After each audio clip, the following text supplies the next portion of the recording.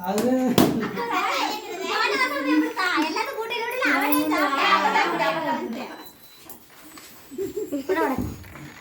ஏய்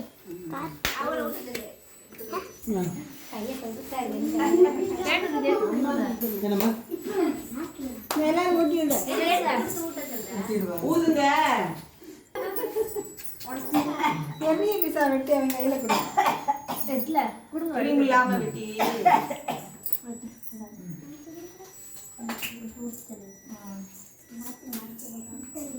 நீங்க எல்லாரும் சாமியை கேக் வெட்ட முடியாது கவலைப்பட்டு கை நடந்துச்சு நித்தியாதான் நீங்களாம் சாமி